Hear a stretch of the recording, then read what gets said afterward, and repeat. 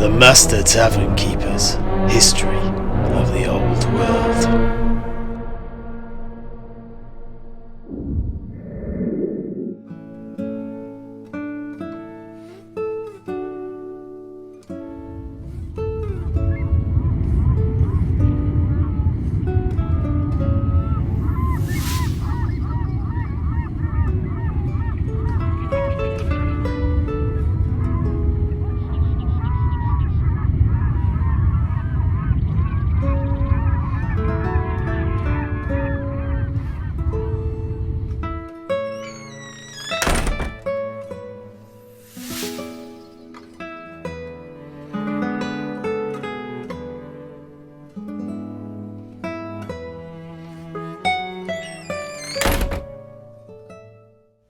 And welcome back.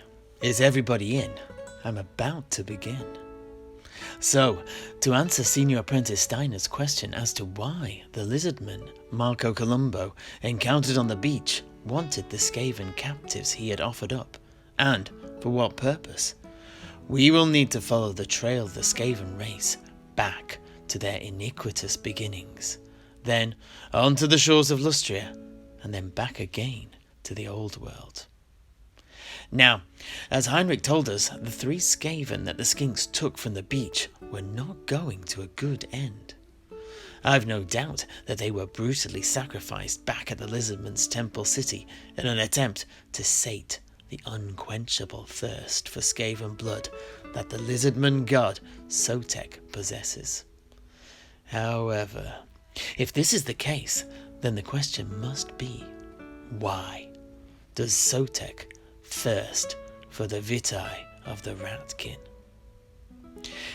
In a nutshell, Sotek is the lizardman's serpentine deity of war, vengeance, and salvation. He is also the most infamous of the gods of the lizardmen, of both those in Lustria and the Southlands. Unlike the other deities of the lizardmen, he is not one of their dead gods, one of the fallen old ones, who hailed from beyond the stars in the time before chaos.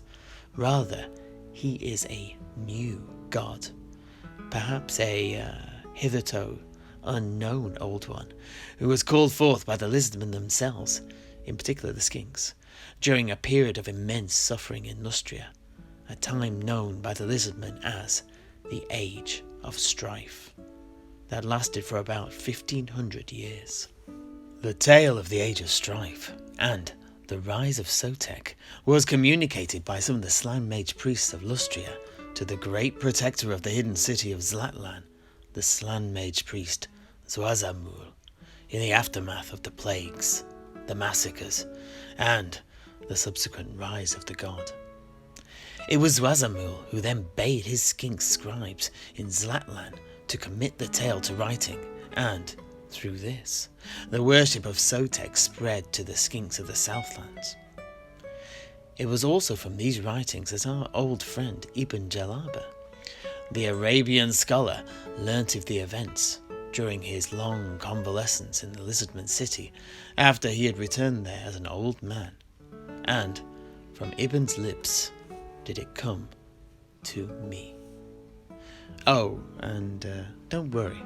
In case you're wondering, I will tell you the rest of his story in the near future.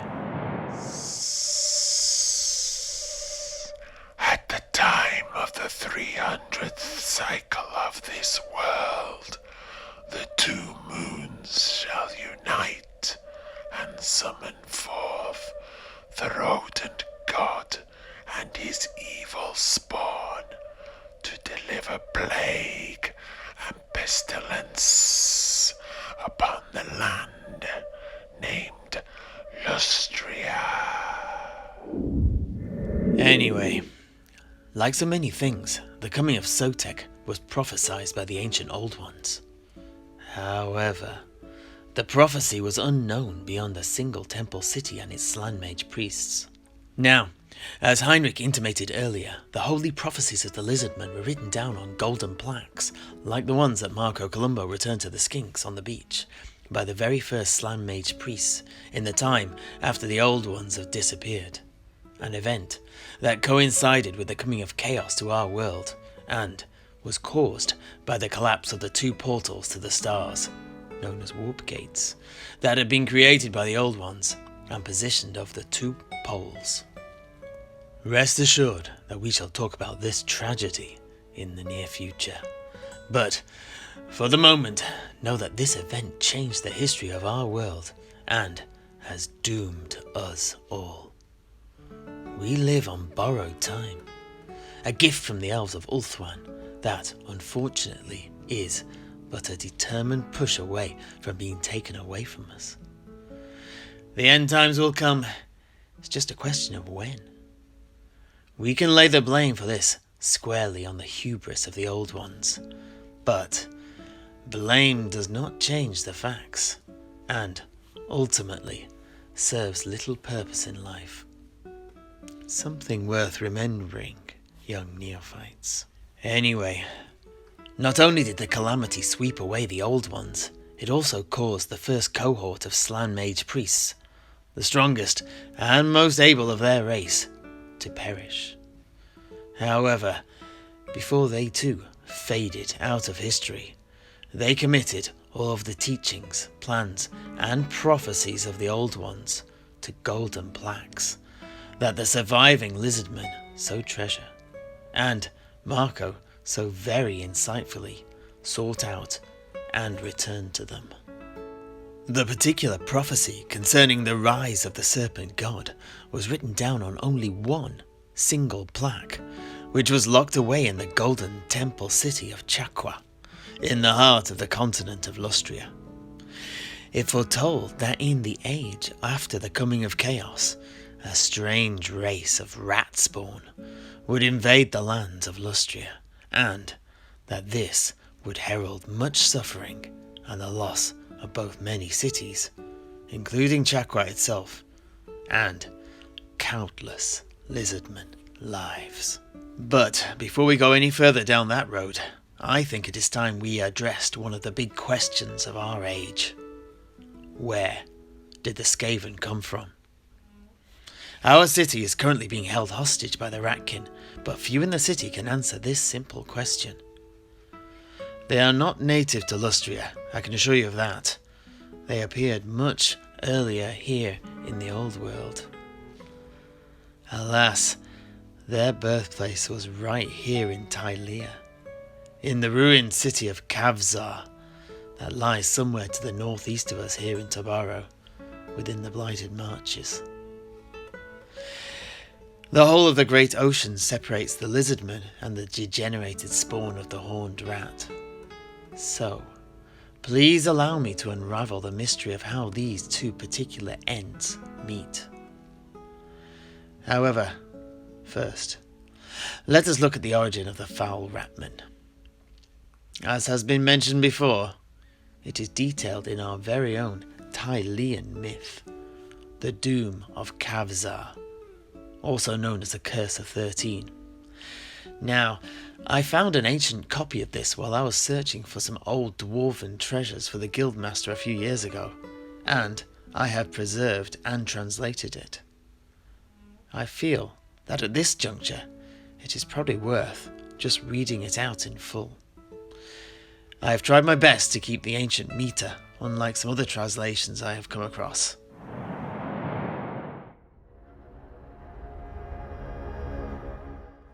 Long ago, before the time of woes, men and dwarfs lived in twain and troth, beneath the roof of the greatest city, built by old hands, stained with pity. Crafted before the time of manling and long beard, at the dawn of the world, before the dark was feared. The city stretched out, both high and low. The men dwelt in the light, and the dwarves below. The dwarves lived and ruled in vast halls of stone, harvesting the rock's fruits from mighty thrones.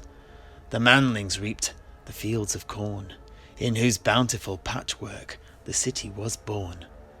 Both the dwarves and the manlings knew much and plenty, and no plates, tankards, nor bellies were e'er empty. One day the city's men wished to offer their gods praise, thankful to live in such happy, unblemished days. They planned a temple such as the world had never known, In the central square a colossal hall built in stone, and upon its zenith they would set a single cloud-piercing tower, an edifice to the city's nobility, wealth and power. After much planning, and with the help of their long beards, they set about their monumental task with neither foreboding nor fears. Weeks became months, and months became years, and still the manlings built, sparing no blood, sweat, nor tears. Men grew old and grey in the shadow of the temple's tower, their sons continuing their work through sun, snow, and spring flower. And then at last work began on the great spire. Years passed and the tower reached up higher and higher. So tall was it that the work all but came to a stop, as the manlings struggled to take the stone up to the top. Then one came amongst them in their moment of need. He offered his help to see their work finally complete. He asked for but a single boon of those sons so forlorn, that if granted would see the tower finished before dawn. The elders said unto themselves, what do we have to lose? And asked the grey-clad stranger, what boon did he choose? He wished to add his own dedication to the gods on high, and the manlings agreed. How could this go awry? At dusk the stranger entered the unfinished tower, and bade the manlings return at the night's darkest hour. Clouds covered the moons, cloaking the temple in blackness, and the manlings left under a sky quite clear but starless. All over the city the men fidgeted and impatiently waited, until midnight finally came, the hour he had stated.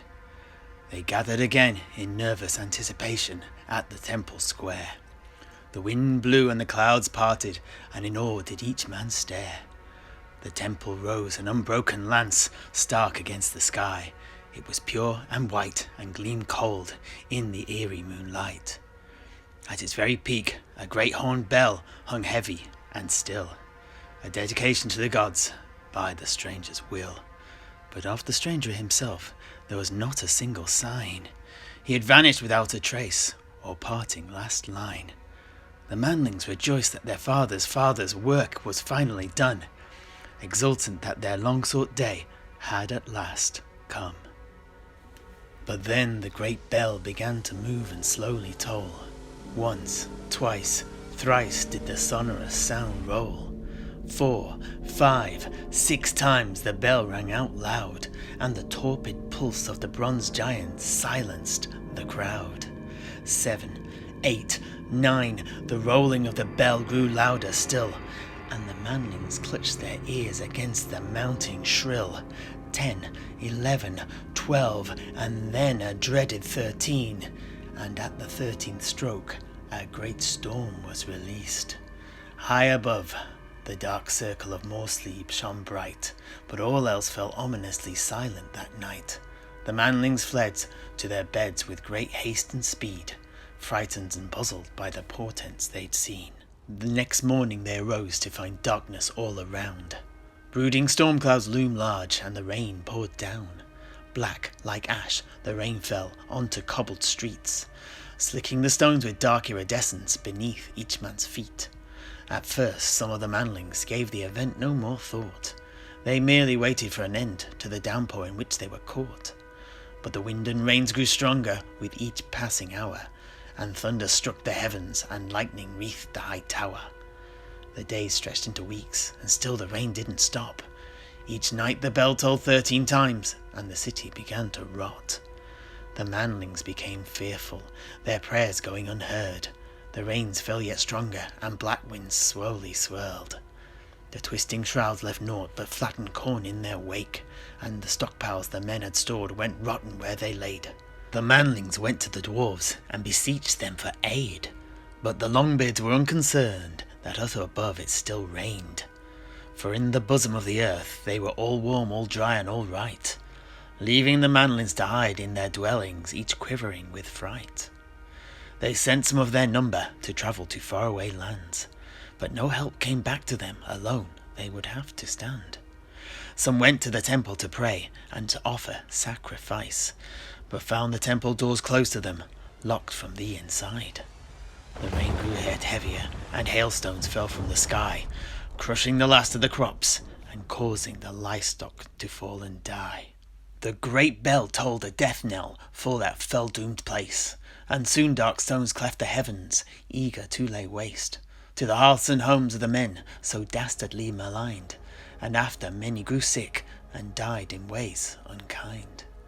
The newborn young of the manlings too was birth frail, bent and twisted, and skulking vermin hidden devoured the dead as they rested. The manlings began to grow hungry, weak and wan and thin. Their elders went to the dwarves again to demand to be let in. They wanted to bring their folk below, and they wanted food. The Longbeards grew angry and responded with words cold and crude. The lower workings, too, were flooded, their food eaten by rats. There barely remained enough for their kin. They could not help any beyond that. They cast the manlings out of their halls and closed their doors upon the past. And in the ruins of the city above, each day became more deadly than the last. The manlings despaired and called for succor from the foul dark powers, and whispered the names of forgotten demon princes in this most desperate hour. But none came, and instead the vermin returned, larger, unnaturally grown, their slinking furred shapes infesting every ruin and broken home. They feasted on the fallen and pulled down the frail and weak, and each midnight the bell tolled 13 over a city cold and bleak. Its sound now seemed brazen and triumphant for the verminous horde, for the manlings lived as hunted creatures, a prey for their new rat lords.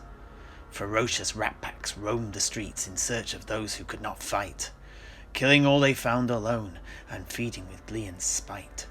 At last the desperate manlings took up what weapons still remained and beat upon the dwarves' doors with aching fists bloodied and pained.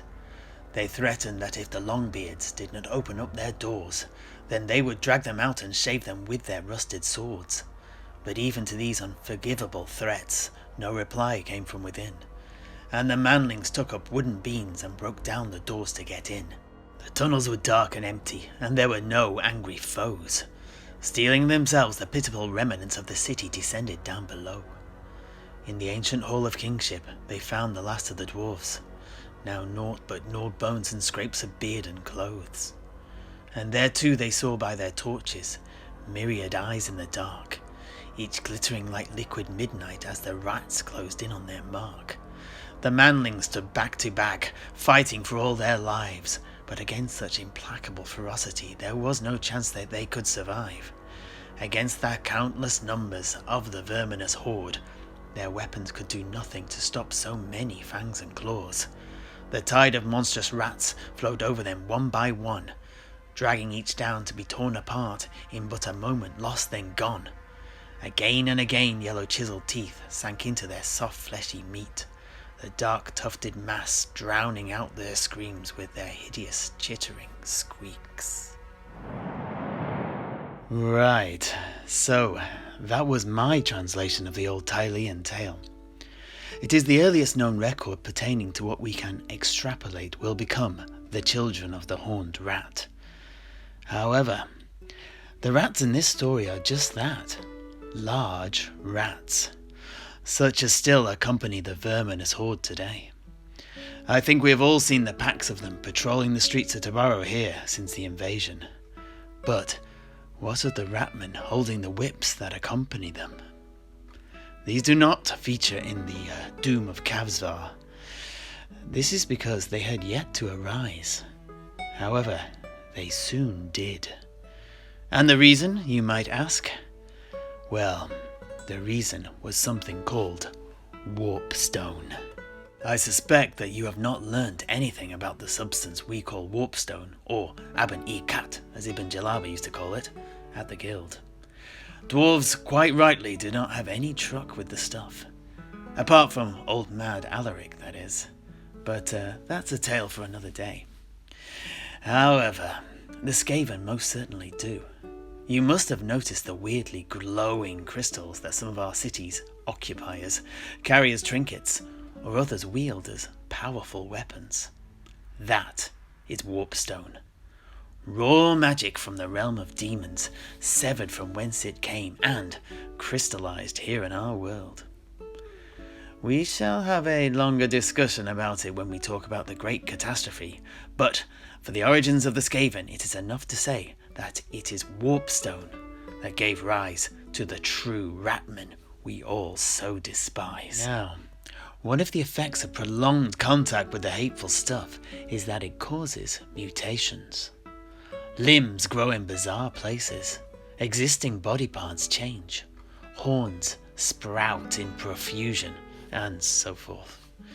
In the Doom of Kavzar, it stated that dark stones fell from the heavens. I've no doubt that these were meteorites, and I am sure that these must have been chunks of warpstone, parts from the foul moon of Morsleep, which appears to be made of the stuff. It is these that the nascent ratmen fed upon as they overran the city, and it is this that caused them to evolve, although perhaps a better word is devolve, into the hateful Skaven who currently infest our own city and who too overtook lost Kavzar. Like all resources, I reckon that control of it sparked feuding and fighting between the groups of ratmen, and this may have seen the beginnings of their various clans that we now see on our streets, identifiable by their different garb and demeanours. It is also worth remembering that they were still rodents, and I am sure the population must have begun to rapidly rise, as all rodent populations tend to do, despite the fact that they'd eaten all of their foodstuff, the dwarves and the men of Kavzar. This would have created widespread starvation, which would have increased infighting between the new clans and caused outbreaks of disease.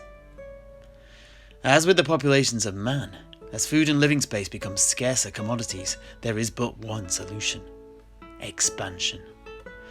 However, ratmen were no match for the tribes of ancient barbaric men and orcs who lived in the surrounding lands after the fall of Kavzar, and so their expansion had only one direction it could go. They would have to create an underground empire. What happened next is a mystery, though. Out of nowhere, a catastrophe engulfed the old world, and its epicenter was lost Kavzar. In all the sources, at exactly the same time, disaster after disaster befell the peoples in each and every land.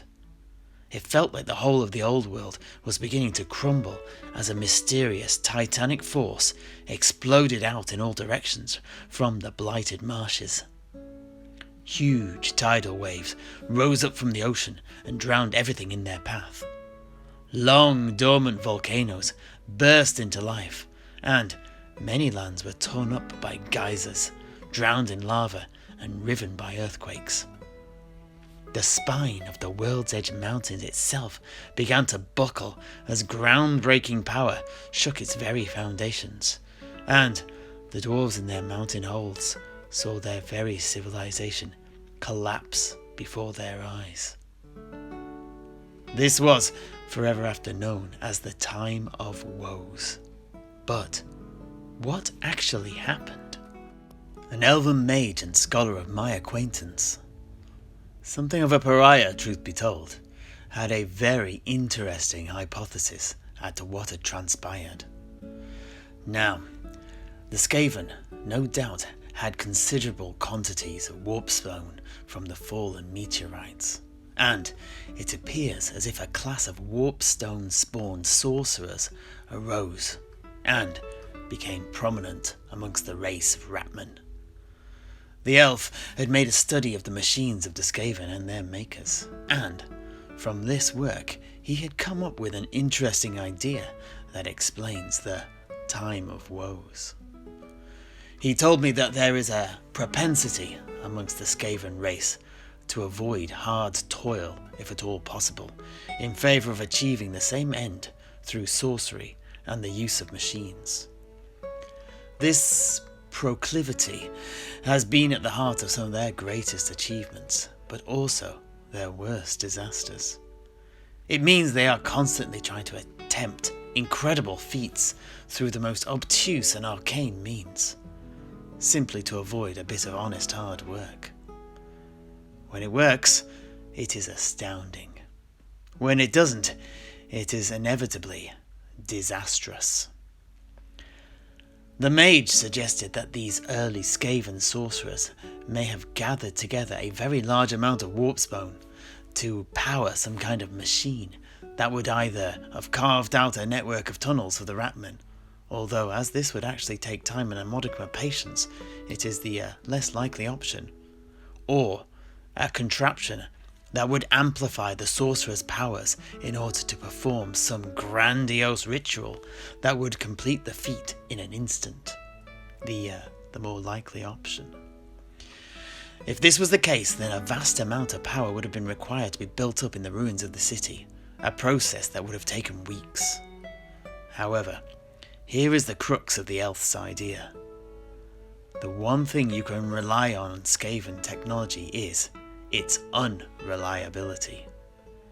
It only needed a minor problem to occur in the diabolical device's spinning wheels, whirling gears, or any of its plethora of parts to cause the entire endeavour to fail in the most spectacular and horrendous fashion.